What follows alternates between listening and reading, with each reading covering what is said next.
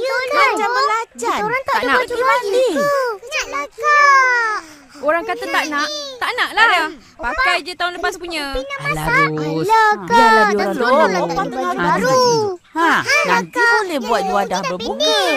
Let down tu. Macam Alah, lah. Alah, di masa kita orang balik, ramai orang tak sedar. Betul. Dah ada baju raya baru. Ya?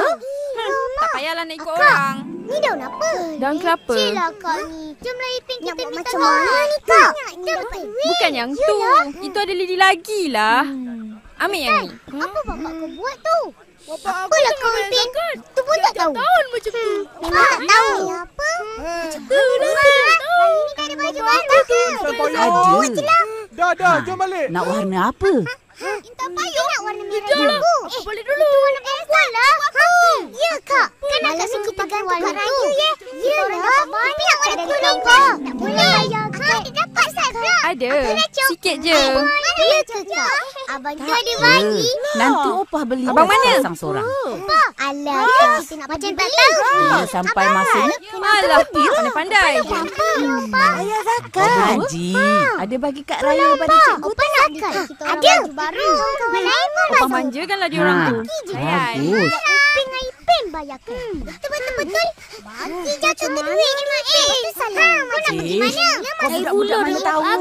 Harus jaga ketupat ni. Dah nak masak. Kena bayar bulu Taklah, aku nak buat cemang.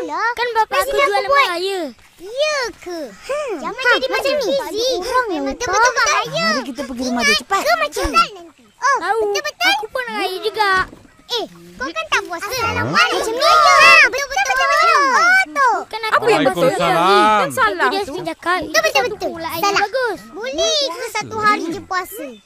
Depan aku Kau puasa lah. ke? Apa hal kau datang ni? Ni dah lambat. Ni aku Dah lah. Itu namanya nak beli ketupat tak lemak tak? jadi. Aku jual lemak Memang korang sebatang. tak pandai. Nyibuk je. Mak jual lemak. Salah baru orang yang nak macam.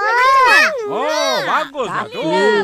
Baru belajar sekali mana boleh pandai dia ni. Ambil Malam dah raya duit aku ambil hantar. zakat fitrah. Cubalah yang wajib untuk aku. Tengok. Tengok ketupat opah dah siap. Aku Macam mana cantik. Itulah. Tadi aku Tengok. Akak punya ketupat pun dah siap. Ini untuk raya pertama. budak ni. Kak punya tak jadilah. Tak macam Opa punya. Akak punya ketupat bawang lah. Bom. Bentuk dia macam mana nakak lah. Dapat betul-betul. Cakap apa? Kalau baju lain terkena rendah. Kau. Cakap lah apa yang kau nak cakap. Kurang pahala.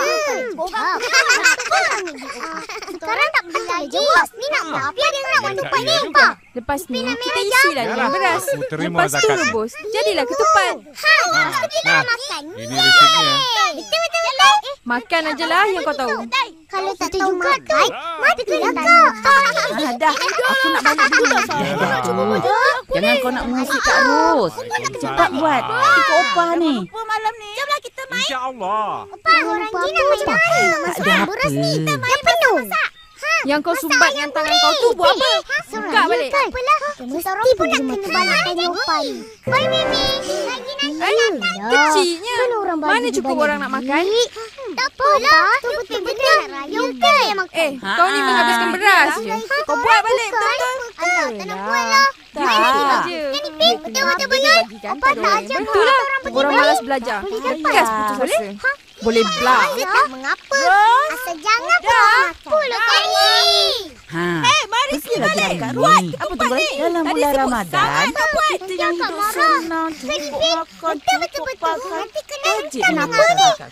Tak harus pergi mengamuk. aje lah. Dia buat ketupat. Dia suruh kita Miskin orang yang- tunggu. Kenapa nak bagi? Nak. Kita orang lari lah.